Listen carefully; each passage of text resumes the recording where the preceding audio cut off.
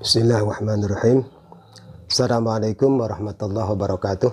Innal hamdalillah nahmaduhu wa nasta'inu wa nastaghfiruh wa na'udzu billahi min syururi anfusina wa min sayyiati a'malina may yahdihillahu fala mudilla lahu wa may yudlil fala hadiyalah. La haula wala quwwata illa billah. Allahumma shalli wa sallim ala sayyidina Muhammadin wa ala alihi washabihi wa barik wa sallim ajma'in, amma ba'd. Segala puji bagi Allah.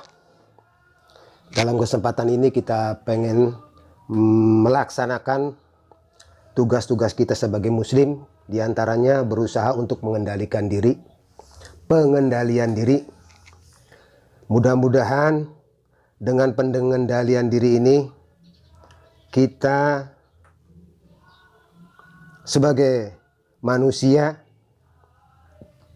merasa penting dengan pengendalian diri, yang pengendalian diri ini didasari oleh surat Al-Anfal 72, yang dalam surat Al-Anfal 72 ini memberikan penjelasan kepada kita mengenai masalah pengendalian diri yang didasari dengan firman Allah dari surat Al-Anfal 72 tersebut, dan juga diberi dasar lagi dari sabda Rasulullah Sallallahu Alaihi Wasallam dari surat Al-Anfal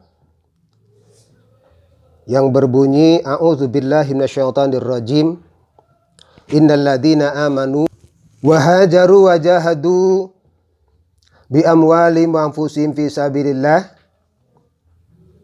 walladzina awaw wa nasaru ulaika ba'duhum awliya'u ba'd walladzina amanu wa lam yuhajiru ma lakum min walayatihim min syai'in hatta yuhajiru wa nista'usarukum fid dini fa'alaikumun nasru illa ala qaumin bainakum wa bainahum mitsaq wallahu bima ta'maluna basir. Al-Anfal 72.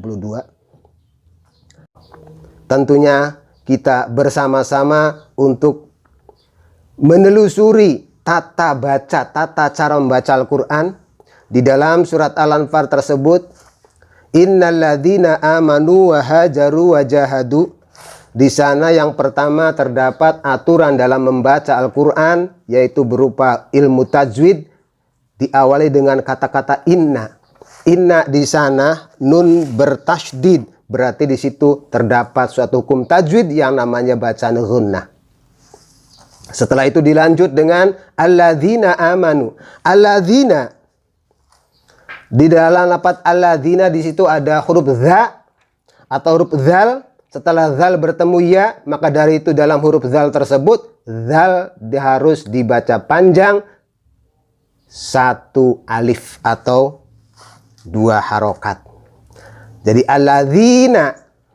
alladzina za di situ dibaca panjang yang disebut bacaan mad tabi'i atau mad asli. Selanjutnya lafaz amanu. Amanu di situ asalnya amanu. Karena terdapat dua huruf yang berdampingan sementara hurufnya sama, sehingga dari huruf tersebut, dua huruf tersebut dijadikan satu. Yang tadinya amanu menjadi amanu. A di situ ada sebagai, dalam ilmu tajwid dikatakan mad badal. Mad badal artinya mad sebagai pengganti. Pengganti dari hamzah yang digabungkan atau dihilangkan secara tulisan. Yang tadinya amanu menjadi amanu. Yang tadi dibaca pendek, sekarang dibaca panjang. Amanu. Itu namanya mad badal. Selanjutnya, setelah itu ada kata-kata di situ setelah amanu. Nu-nya di situ nun sukun. Nun berharokat dhammah bertemu dengan wawu sukun. Karena wawu sukun di situ, jadi harokat yang sesuai adalah dhammah. Setelah wawu ada alif, sehingga wawunya di situ nunnya dibaca panjang karena ada wawu sukun. Amanu, bukan amanu, tapi amanu dibacanya panjang satu alif atau dua harokat. Disebut mad tabi'i. Setelah itu kalimat wahajaru, wahak juga di situ terdapat suatu hukum tajwid karena ada harokat hak berharokat fathah bertemu dengan alif. Sehingga hak harus dibaca panjang, sepanjang satu alif atau dua harokat. Namanya mad tabi'i. Wahajaru, ro di situ berharokat dhammah. Setelah ro ada huruf wawu sukun, maka ro di situ juga harus dibaca panjang karena bertemu dengan wawu sukun. Jadi secara definisinya, wawu sukun jatuh setelah harokat dhammah. Wawu sukun jatuh setelah harokat dhammah, maka huruf sesudahnya harus dibaca panjang. Itu merupakan definisi daripada mad tabi'i. Wahajaru. Selanjutnya wajahadu. Dalam huruf ja tersebut ada alifnya. Jim berharokat fathah bertemu dengan alif, maka jimnya harus dibaca panjang. Satu alif atau dua harakat. Wajahadu, dalnya sama. Wajahadu, dalnya sama dengan amanu. Nu, karena ada wawu sukun jatuh setelah harokat dhammah. Kalimat selanjutnya bi amwalihim wa anfusihim. Bi amwalihim wa anfusihim. Bi amwalihim, setelah di situ ada wawu. Wawu bertemu dengan harokat fathah yang berdiri sehingga wawunya pun dibaca panjang atau dibaca mad tabi'i. Wa anfusihim. Anfusihim di situ ada nun sukun bertemu dengan huruf fa, maka nun sukun yang bertemu dengan huruf fa harus dibaca mendengung, karena dalam ilmu tajwid dikatakan sebagai bacaan ikhfa.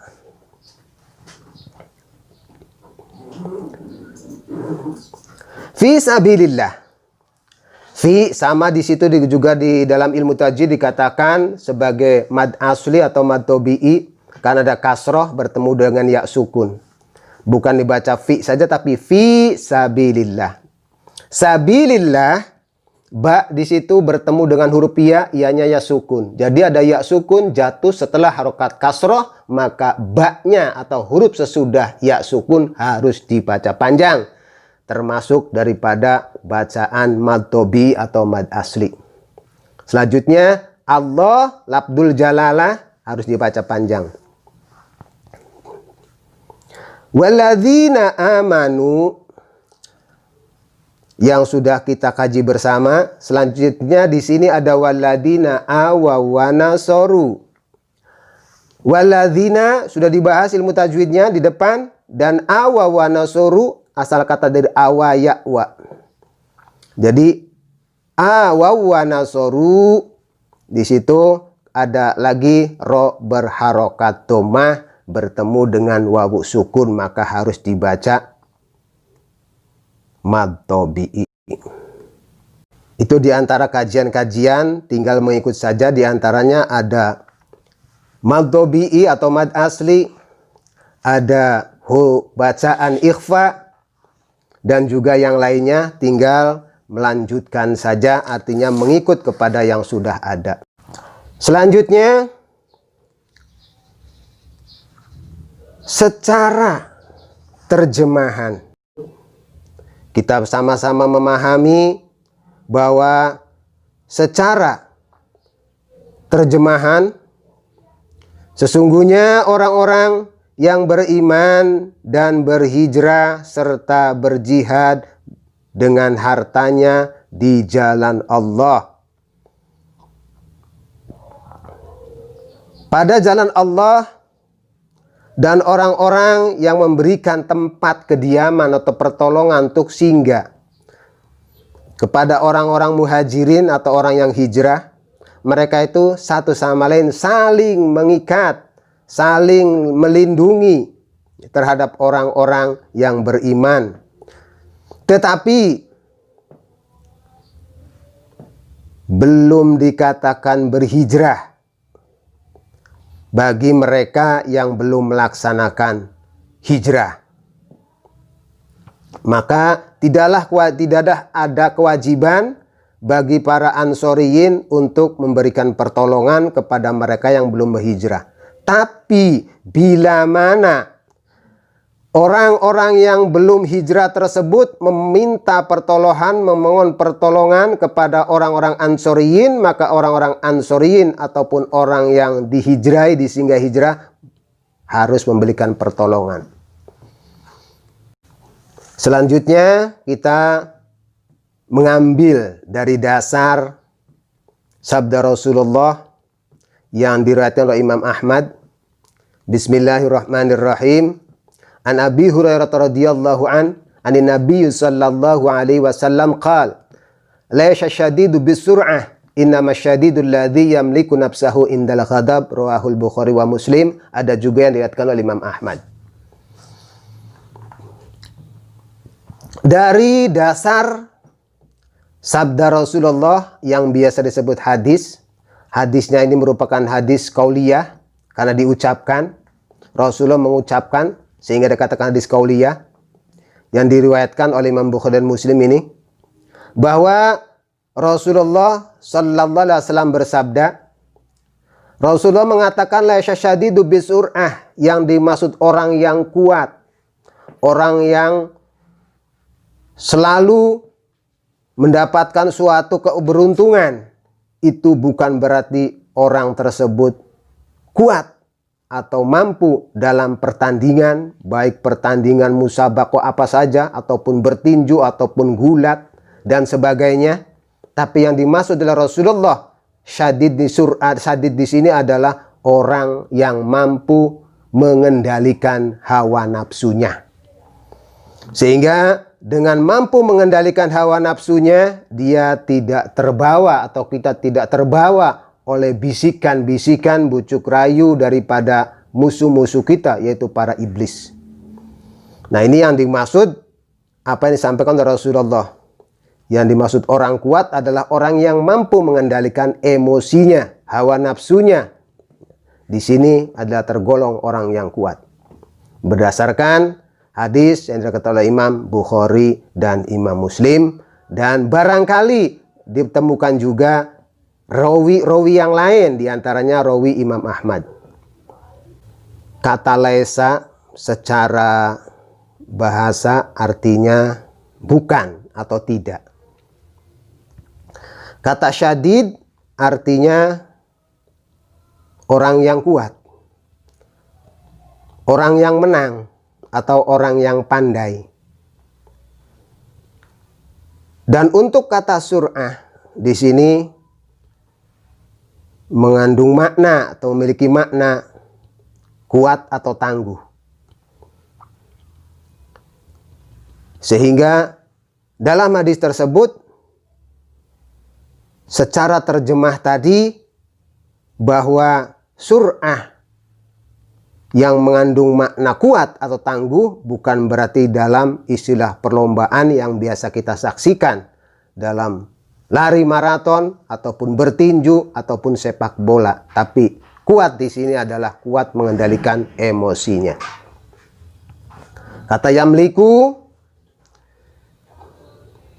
mengandung arti mengendalikan nafsahu, diri pribadi manusia, berarti mampu mengendalikan diri pribadinya, hawa nafsunya.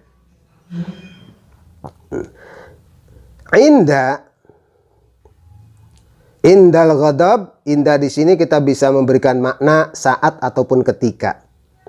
Sedangkan al ghadab maknanya adalah emosi, amarah. Jadi kita mampu mengendalikan emosi kita. Indal ghadab. Nah, itulah yang namanya orang yang disebut orang yang kuat. Artinya kuat mengendalikan diri ketika emosi. Sebab kalau kita tidak bisa mengendalikan diri ketika kita emosi, maka emosi tersebut sudah pasti di situ tidak lepas dari bisikan-bisikan iblis yang akhirnya kita akan menimbulkan suatu musibah besar baik dalam keluarga ataupun terhadap orang lain, karena di situ tidak lepas dari bujuk rayu iblis, godaan setan. Tetapi apabila kita mampu mengendalikan diri, maka kita akan mampu menetralisir sehingga menghindari dari bujuk rayu iblis tersebut. Sekian, mudah-mudahan kita dapat memahami dan manfaat untuk kita semua. Jazakumullah ahsanal jaza. Assalamualaikum warahmatullahi wabarakatuh.